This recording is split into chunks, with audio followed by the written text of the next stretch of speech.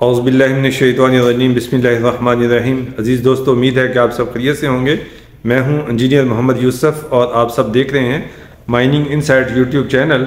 जैसा कि आप जानते हैं कि इसमें हम माइनिंग के हवाले से बात करते हैं, माइनिंग प्रोजेक्ट्स की बात करते हैं, माइनिंग के स्टेक होल्डर्स का इंटरव्यूज़ करते हैं, माइनिंग इंजीनियर्स का इंटरव्यूज़ करते हैं। तो अल्हम्दुलिल्लाह मैं कराची आया हुआ हूँ और आई एम लकी इनफ कि मेरे एक सीनियर दोस्त जो बहुत ही मैं समझता हूँ कॉम्पिटेंट हैं माइनिंग की फील्ड में, अल्लाह ताला ने उन्हें बहुत ज़्यादा सलाहियतें दी हैं। ख़ास तौर पर उनकी जो कम्युनिकेशन स्किल है, उनका जो टैलेंट है वो एक्स्ट्रा ऑर्डिनरी है। तो जनाब वो हैं मिस्टर इरशाद अहमद जिलानी साहब, जो कि ex chief inspector of mine है। डॉक्टर इशरतुल इबाद साहब जो गवर्नर सिंध थे, उनके ये प्रेस सेक्रेटरी भी रहे हैं और आजकल रिटायरमेंट के बाद ये अमेरिका की एक बहुत अच्छी कंपनी में डायरेक्टर स्ट्रेटेजिक प्लानिंग के तौर पर काम कर रहे हैं। ये भी छुट्टी से आए हुए थे इत्तफाक से, और मैं भी कराची से आया हुआ, तो मैंने सोचा कि इनसे मुलाकात की जाए और अपने दोस्तों को, अपने जो व्यूअर्स हैं उनको इनकी लाइफ स्टोरी बताई जाए, इनकी सक्सेस स्टोरी बताई जाए। और इट इज़ वेरी मोटिवेशनल। और उन्होंने बहुत मैं समझता हूँ कि माइनिंग फील्ड में बहुत अच्छा काम किया और बहुत कम माइनिंग इंजीनियर्स हैं जिनकी कम्युनिकेशन स्किल इतनी ज़बरदस्त है और जिन्होंने इस तरीके से काम किया। तो हम बगैर वक्त ज़ाया किए बात करते हैं जनाब इरशाद जिलानी साहब से, और उन्हीं की ज़बानी उनकी हम कहानी सुनेंगे। और इसको मैं कहूँगा कि वो अपनी जर्नी बताएंगे, अपनी लाइफ स्टोरी हमें बताएंगे, ताकि हमारे यंग इंजीनियर्स को और जो माइनिंग के स्टेक होल्डर्स हैं उनके लिए ये मोटिवेशनल का बाइस बने। अस्सलाम वालेकुम सर। वालेकुम अस्सलाम। कैसे हैं सर? आप ठीक ठाक हैं, खैरियत से हैं? जैसा कि मैंने अपने पहले उसमें इंट्रोडक्शन में बताया है, तो हम आपकी साथ लाइफ स्टोरी जानना चाहते हैं, your journey of life. Journey कहाँ से शुरू करूँ? बहरहाल एक बात तो ये बता दूँ सर कि मैंने अपनी पूरे ट्रांसफॉर्मेशन में, अपनी पूरी जर्नी में ये बात सीखी है और ये बात मुझे कुदरत ने सिखाई है कि हिम्मत नहीं हारना चाहिए। माइनिंग दूर दूर तक मेरा शोबा नहीं था। मैंने जब इंटर किया, पहले कहाँ से किया सर, किस शहर से? मैंने कराची से किया, मैंने बायोलॉजी से किया। मैं डॉक्टर बनना चाहता था, ठीक है। मेरे मार्क्स नहीं आए उस वक्त। फिर मैंने एडिशनल मैथ्स का सब्जेक्ट दिया, पेपर्स दिए। तो उस वक्त भी मार्क्स मेरे बहुत ज़्यादा हाई फाई नहीं थे, लेकिन मुझे ये पता था कि मेरी चूँकि डोमिसाइल, मेरे फादर पंजाब के थे, वहाँ जॉब कर रहे थे, तो मुझे एक उम्मीद थी कि जो यूटी लाहौर है वहाँ परसेंटेज एनईडी के मुकाबले में थोड़ा लोअर रहता है, और मैं इस उम्मीद में था कि मुझे कोई अच्छी टेक्नोलॉजी मिल जाएगी। बदकिस्मती ये हुई कि 79 का बैच कोई नहीं था, चूँकि उस वक्त भुट्टो साहब को फांसी हुई थी, तो वो हंगामे हालात थे, तो वो नहीं हुआ। वहाँ इंटर का बैच नहीं लिया गया, वहाँ बीए का बैच नहीं लिया गया। तो जब 80 का बैच इकट्ठा हुआ तो 5 बैचेस इकट्ठा थे, तो 63% के ऊपर सिविल में, इलेक्ट्रिकल में उससे पहले दाखिला हुआ था। तो मैंने चूँकि सारे शोबे भर दिए थे, तो इस तरह मुझे कुदरत ने माइनिंग में पहुँचाया। यहाँ से मेरी माइनिंग लाइफ जो प्रोफेशनल लाइफ का आगाज़ जो हुआ है एज एन स्टूडेंट, वो यहाँ से हुआ। जब 80 का बैच था आपका, सेशन 80 का सेशन था आपका? हाँ, 80 का सेशन यूटी लाहौर में। यूटी लाहौर का। अच्छा, मजे की बात यह है कि यूटी लाहौर में 80 का शायद वाहिद सेशन हो उस वक्त तक का जो अपने वक्त मुकर्ररा पर मुकम्मल हुआ, जैसे मीन्स 80-84 में। ऑल्दो के 85 में मेरे डिग्री वो पास आउट हुए, हम इस अवाइल में ही हो गए थे, लेकिन 80-84 का बैच था, 80-84 में मुकम्मल हुआ 4 साल। तो यहाँ से हमारी माइनिंग शुरू हुई। अब वो बहुत ज़्यादा मैं हाई फाई नहीं था, लेकिन 75% लेके मैं पास हुआ था, और हंसते खेलते मैंने ये इंजीनियरिंग की थी।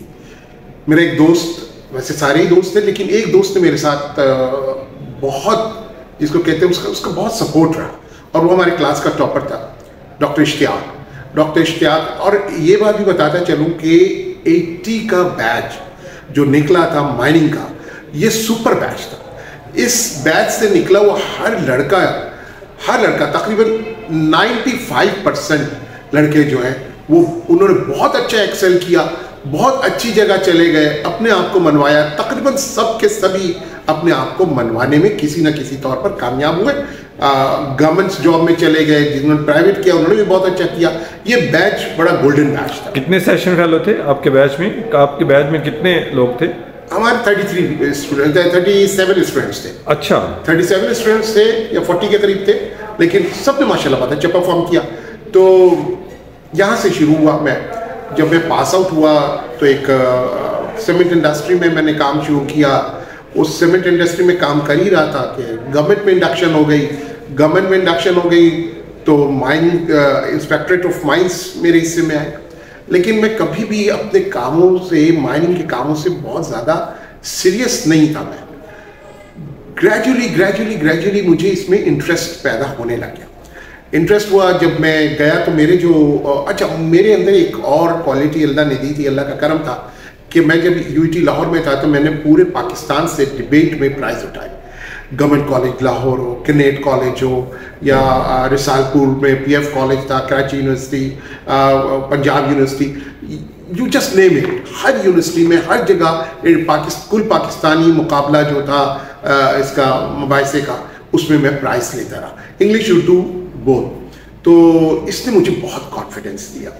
इस कॉन्फिडेंस का नतीजा ये निकला कि जब मैं माइनिंग कर चुका, काम निकल गया यहाँ से, तो इंस्पेक्टरेट के जितने प्रोग्राम्स हुए वो मैं करने लगा। जब इंस्पेक्टरेट में था तो मैंने फर्दर स्टडी के लिए IBA ज्वाइन कर लिया, MBA में दाखिला मिल गया। MBA में दाखिला मिल गया तो उसी वक्त मुझे ARY से प्रोग्राम करने का मौका मिला। ARY से प्रोग्राम कर रहा था, गवर्नर सिंह ने मेरे प्रोग्राम देखे, उन्होंने मुझे बुलाया, उन्होंने कहा यार आप मुझे ज्वाइन कर लो एज ए प्रेस सेक्रेटरी। मैंने उनको ज्वाइन किया। 16 साल। This is the turning point of my life. This is the period I cannot forget. Everything I improve myself is as a press secretary to the government, because I was privy to all the meeting. I was sitting with the ambassador of America, UK, you just name it, every country. Or I was so close to the governor that governor used to ask me to give company to these ambassadors if it was getting late. He didn't ask his military secretary or the principal secretary. He asked them to call Irshad Jilani to give them the company.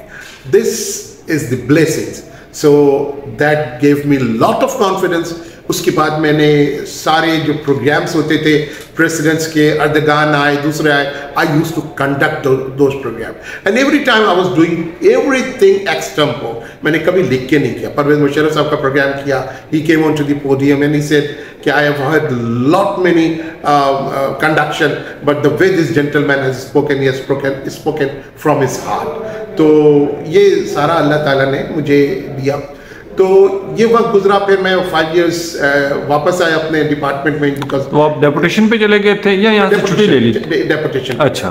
तो फिर जब इशरतुल इबाद का tenure खत्म हुआ तो then I came back to my department. I was the senior and I was made chief inspector of mines. जब chief inspector of mines हुआ तो then I open this inspectorate everywhere. Then I press hard to the ILO to include mining as a subject into them. वो labour department से ही communicate करते थे, mining को पूछते ही नहीं थे। I conducted many meetings with that country in charge और अल्टीमेटली उन्होंने इसको अंडरस्टैंड किया। Then they used to call the mining representative and inspectorate and other mining peoples into their program. तो ये एक बहुत बड़ी चेंज आई ILO में। एंड वो अब भी उसकी जो इंचार्ज है, शी सेड कि जी इरशाद जिलानी साहब, it's your contribution that you have brought this mining into this picture. तो ये मैंने किया, फिर एज एन एडवाइस उनको करने लगा। तो ये सारी चीज़ें यहाँ से हुई। मेरे I worked under 5-6 secretaries, they all were very nice to me. और वो हमेशा in each and every program they used to ask me and represent this inspectorate. न सिर्फ इंस्पेक्टरेट बल्कि माइंस एंड मिनरल को भी रिप्रेजेंट करने के लिए वो मुझे भेजा करते थे। तो ये अल्लाह का बहुत बड़ा करम था। तो दिस वे माई जर्नी, मैंने बड़ा शॉर्ट किया इसको।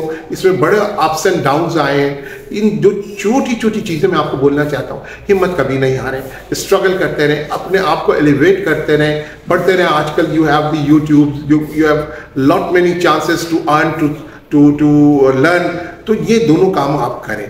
कोई चीज़, कोई सलाहियत बेकार नहीं जाती। Trust in yourself. That you have the capability. जब मैं इंटरव्यू लेने गया सिंध पब्लिक सर्विस कमीशन, मैंने वहाँ बच्चों से यही कहा, मैंने कहा यार अपने आप को पहले, तुम पहले ये देखो तुम्हें बनाया किसने, तुम्हें किसी कारीगर ने नहीं बनाया, किसी आम आदमी ने नहीं बनाया, किसी दुनिया वाले ने नहीं बनाया। अगर कोई भी बनाता तो अपने से कमतर बनाता। तुमको जिसने बनाया उसने तुमको सारी सलाहियत दी, उसने कायनात तुम्हारे लिए बनाई, उसने सब कुछ तुम्हारे अंदर डाली हुई है। अब तुमको अंडरस्टैंड करना है कि तुम्हारे अंदर सलाहियत है क्या, उसको निकालो, अपने आप को पहले एक्सप्लोर करो, देखो तुम्हारा जहन किस जाविये में सोचता है, कहाँ सोचता है, क्या क्या चीजें सोचता है, क्या क्या प्लान करता है, कैसी कैसी चीजें तुम सोचते हो। उन सोचों को जमा करो और उन सोचों के साथ तुम अपने आप को सोचो कि यार जब मैं ये सोच सकता हूं तो मैं कर भी सकता हूं, फिर उस करने का सोचो। तो जब ये तुम सोच पैदा करोगे ना तो तुम्हारी सलाहियतें बेदार होगी, और सलाहियतें बेदार करने के लिए आपको हर वक्त एक लर्निंग प्रोसेस में रहना पड़ता है। You have YouTube, you have many other channel. अब तो सोशल मीडिया इतना हो गया है कि जहां से लर्निंग करना सीखो, पढ़ना सीखो, आगे बढ़ना सीखो, डीप थिंकिंग, नॉलेज। और आजकल जो AI आगे आ गया है, आर्टिफिशियल इंटेलिजेंस, ये आगे का फ्यूचर है। तो आर्टिफिशियल इंटेलिजेंस को अंडरस्टैंड करो, इसको एम्बेड करो अपने साथ, इसके जरिए से नई नई चीजें डेवलप करो। कोई भी शुबा हो, AI इस वक्त जो है ये पूरा पिवटल है हर चीज के ऊपर, तो इसको अंडरस्टैंड करो। तो ये मेरी कुछ नसीहतें थी, जिसको समझोगे अपने आप को ये बिल्कुल नहीं समझना कि तुम बेकार हो, कर नहीं सकते। बहुत कुछ है, अगर माइनिंग साइट के ऊपर there are many other sites जो आप साथ साथ लेके चल सकते हो, तो ये काम कीजिए आप। ये मेरी रिक्वेस्ट है अपने तमाम माइनिंग के लोगों से। और अपने आप को कमतर मत समझो, अपने आप को अपग्रेड करो, पढ़ते रहो। एक बात फिर यहाँ मैं मजीद बोलूँगा, जब मैं रिटायर हुआ मैंने बड़ी डिफिकल्ट लाइफ गुजारी। मेरे बच्चे थे 5, अल्लाह ताला ने सबको परवान चढ़ा दिया, बेहतरीन स्कूलिंग करवाई मैंने उनकी, बेहतरीन इंस्टीट्यूट से पढ़वाया। आज माशाल्लाह एक डॉक्टर है, कोई चार्टर्ड अकाउंटेंट है, कोई सैप का वो इंचार्ज है, CFO लगा हुआ है। एक बच्ची मेरी लॉ कर रही है, अब वो 4th ईयर में आ गई। तो अल्लाह ने मेरी ज़िंदगी में एनर्जी रहते हुए इन सबको परवान चढ़ा दिया।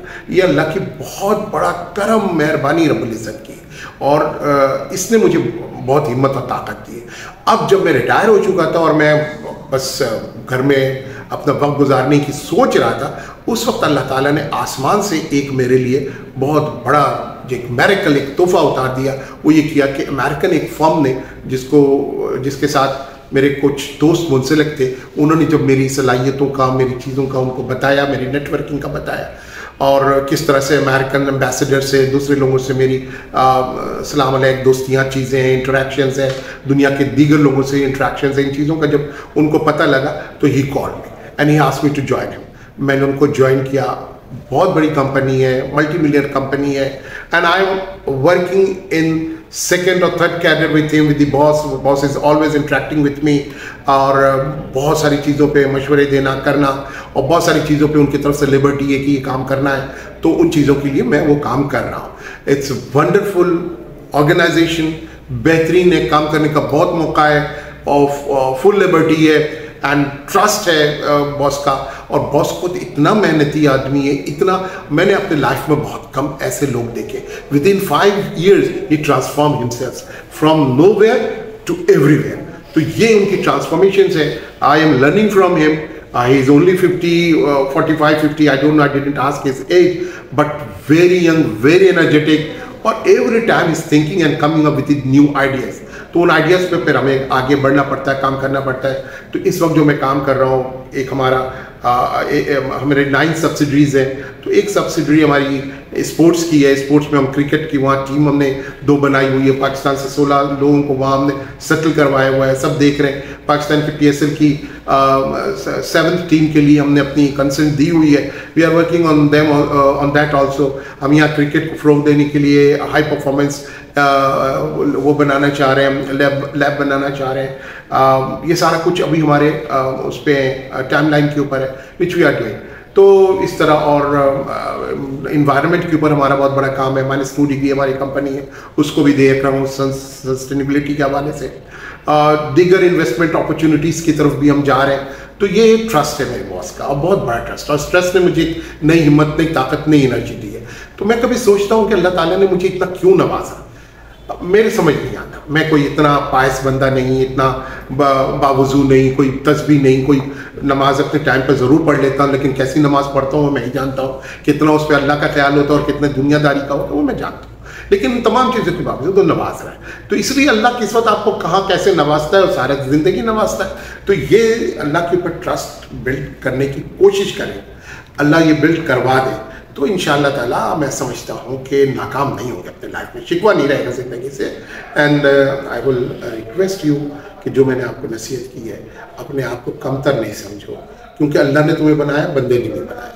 तो अल्लाह कभी कमतर चीज़ तो नहीं बनाएगा। ये तो अल्लाह के ऊपर मिसट्रस्ट होगा कि आप अपने आप को कमतर समझोगे, क्योंकि तुम्हें सबसे बेहतरीन बनाया तो समझो कि कुछ ना कुछ तो है तुम्हारे अंदर, तो उसको टटोलो क्या है तुम्हारे अंदर। अगर नहीं है तो ये तुम्हारी नाकामी है, और टटोल लिया निकाल लिया तो तुम्हारी कामयाबी है। तुम्हें कुछ भी मिलता है सब्जेक्ट, फॉरेन नेट पे जाओ, सब्जेक्ट को निकालो, उसमें 10,000 चीजें तुम्हें मिल जाएंगी इंप्रूव करने के लिए, इंप्रूव कर लो। उस सब्जेक्ट में चीता बन के सामने आ जाओ। कल तक तुम्हें कुछ नहीं पता था, आज मीटिंग में बैठ करके बताओ कि ये हुआ, ये हिस्ट्री है, ये चीजें और ये चीजें, लोग तुम्हें इंपॉर्टेंस देना शुरू कर देंगे। इस तरह इंपॉर्टेंस मिलती है। तो जो वाइब्रेंट रखो अपने आप को, मल्टी डायरेक्शनल रहो, दुनिया की चीज़ों को अंडरस्टैंड करो, दुनिया कहाँ जा रही है, आगे की 30 सालों में क्या होने वाला है, इसको अंडरस्टैंड करो। फिर बात करो, जिस महफिल में बैठोगे लोग तुमको वो कर देंगे। जब तुम बैठ के AI की बात करोगे, जब तुम बैठ के फ्यूचर इकोनॉमी की बात करोगे, जब तुम बैठ करके जो अभी नया टेलीस्कोप वेब जो भेजा है जेम्स वेब, उससे जो चीज़ें आ रही हैं उसकी बात करोगे, जब तुम AI से जो डिफरेंट उसके टूल्स हैं उनकी बात करोगे, तो तुम्हारा बॉस खुद तुम्हें समझेगा कि इस बंदे में जान है, चीज़ें हैं, इसको लेटेस्ट चीज़ों का पता है, तो he will give you an importance. तो ये इंपॉर्टेंस हासिल करो, और कैसे हासिल करोगे, जब तुम अपने नॉलेज को डेवलप करोगे। This is all I want to say. अच्छा जिलानी साहब, मुझे याद है कि जब आप चीफ इंस्पेक्टर ऑफ माइन थे, मैं उस वक्त भी आपके ऑफिस आता होता था, तो माशाल्लाह उस वक्त भी आप स्टडी करते रहते थे। हर वक्त आपको मैंने कुछ ना कुछ बुक स्टडी करते हुए देखा है। ये बताइए कि आपकी लाइफ में इंस्पायरेशन किससे है? देखिए, मैं अगर ये कहूँ कि लाइफ में बहुत सारे लोग थे इंस्पायर हुआ, जिनसे मैं अपने गवर्नर साहब से बहुत इंस्पायर था। उनके काम करने का तरीका और सलीका मैं सीखता था। वो हर एक से मोहब्बत से बात करते थे। कभी उन्होंने ये चीज़ मैंने सीखी, मैं कभी अपने स्टाफ पर बरहम नहीं हुआ। कभी गलती से मैंने किसी को डांटा तो फ़ौरन बुला करके उससे माफ़ी भी मांग ली। मैं इस बात से डरता हूँ कि मेरी किसी रवैये से किसी का दिल दुखे। तो ये दिल दुखाना और किसी को कमतर समझना हो तो जाता है इंसान से, लेकिन इंसान को फ़ौरन अपने आप को करेक्ट करना चाहिए। तो ये मैंने नहीं किया, और ये चीज़ मैंने गवर्नर साहब से सीखी कि इंतहाई गुस्से के आलम में भी उन्होंने कभी शाउट नहीं किया। तो ये एक बहुत बड़ी इंस्पिरेशन थी जो मुझे उनसे मिली, इंस्पायर हुआ। और भी लोगों की मैंने अपने फादर से बहुत इंस्पिरेशन ली है। My father died at the age of 100, और मरने से 15 दिन पहले तक उन्होंने आर्टिकल लिखा है। साउथ एशिया इंटरनेशनल में उनके आर्टिकल छपते थे। Confidence I gain from my father, he used to give me confidence. वो उनसे मैंने सीखा कि किस तरह से महफिलों में खड़े होकर के बात करना, वो भी इसी तरह से करते थे। मैंने भी प्रेसिडेंट प्राइम मिनिस्टर्स के प्रोग्राम कंडक्ट किए हैं और एक्सटेम्पोर किए हैं। तो ये मैंने अपने फादर से लिया। This is something which I inherited from him. तो वो था, उनके अंदर कॉन्फिडेंस थी इस बात। पाकिस्तान के माइनिंग सेक्टर के बारे में सर क्या कहेंगे? आपने माशाल्लाह सर्व किया है। पाकिस्तान की सबसे बड़ी प्रॉब्लम ये है कि पाकिस्तान की माइनिंग की रीमैपिंग होनी चाहिए। पाकिस्तान की माइनिंग की रीमैपिंग नहीं हुई, क्योंकि जो कुछ आपके पास है ये डाटा आपका कोई 30, 40, 50 साल, 60 साल पुराना है। जो जियोलॉजिकल सर्वे ऑफ अमेरिका ने किया वो आपको जियोलॉजिकल सर्वे ऑफ पाकिस्तान को मिला। जियोलॉजिकल सर्वे ऑफ पाकिस्तान में इसमें थोड़ा कुछ आगे बढ़ाई, और वो चीज़ें आपके पास चल रही हैं, उसी के ऊपर आप बेस कर रहे हैं। आपको बहुत बड़ा एक पैसा निकालना पड़ेगा, और पाकिस्तान के पूरी तरीके से नए स्केल के मुताबिक इस वक्त और नई टेक्नोलॉजी के मुताबिक रीमैपिंग करनी पड़ेगी। देखिए, जो नेचुरल रिसोर्स है ना, ये गॉड गिफ्ट है, और ये गिफ्ट अल्लाह ताला देता है। बहुत सारे मुल्कों के पास बेहतरीन है। तो ये गिफ्ट अगर आप नहीं निकाल पाएंगे, एक्सप्लोर नहीं कर पाएंगे, तो ये नस्लों पर उसका असर पड़ेगा।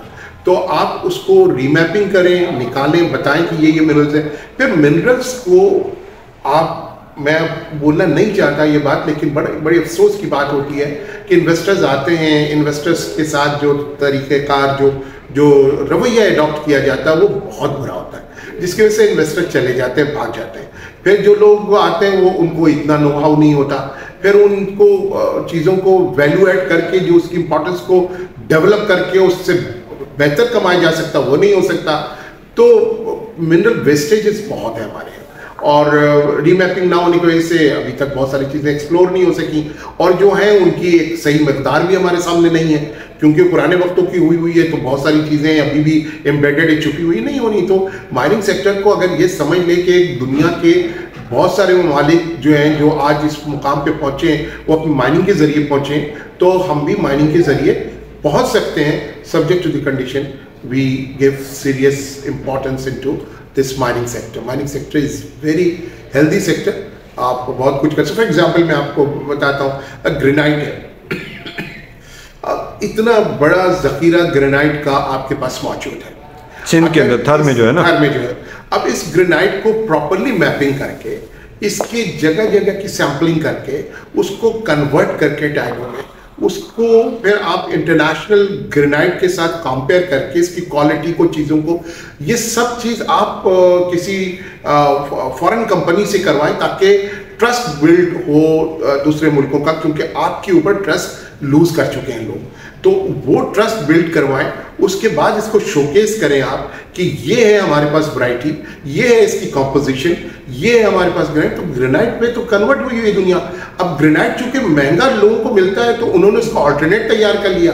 अब वो ऑल्टरनेट लेकर के आ रहे हैं, चाइना बहुत आगे निकल गया है, तो आपको ग्रेनाइट, चाइना का ग्रेनाइट नहीं चलता, आपका ग्रेनाइट में चूंकि बर्थ है इसका, तो इसकी क्वालिटी अच्छी है, तो इस ग्रेनाइट की मार्केट है दुनिया में।